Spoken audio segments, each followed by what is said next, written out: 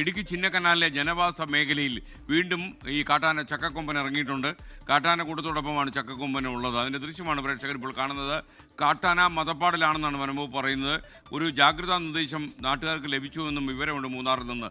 രാഹുൽ വിജയൻ വിവരങ്ങളുമായി ചേരുന്നു. രാഹുൽ, ചക്കക്കൊമ്പൻ ജനങ്ങളുടെ ജനവാസ മേഖലയിൽ ഇറങ്ങിയപ്പോൾ അക്രമകാരിയൊന്നും ആയിട്ടില്ലല്ലോ? നിലവിൽ അക്രമകാരി ആയിട്ടില്ല, പക്ഷെ സൂക്ഷിക്കണമെന്ന് വനംവകുപ്പ് പറഞ്ഞിട്ടുണ്ട്. കാരണം മതപ്പാടിലാണ് ചക്കക്കൊമ്പൻ എന്നുള്ളതാണ് വനംവകുപ്പിന്റെ നിരീക്ഷണം. കാട്ടാനക്കൂട്ടത്തോടൊപ്പമാണ് കഴിഞ്ഞ 2 ദിവസമായി ചക്കക്കൊമ്പൻ ഉള്ളത്. സിംഗുകണ്ടം, BL റാം, സിമന്റ് പാലം ഉൾപ്പെടെയുള്ള സ്ഥലങ്ങളിലൂടെ സ്ഥിരമായി കാട്ടാനക്കൂട്ടത്തോടൊപ്പം ചുറ്റിക്കറങ്ങുന്നുണ്ട്. ഒരുപക്ഷെ അക്രമകാരിയാകാനുള്ള സാധ്യതയുണ്ട്. അതുകൊണ്ടാണ് ജാഗ്രത പാലിക്കണമെന്നുള്ള നിർദ്ദേശമുള്ളത്.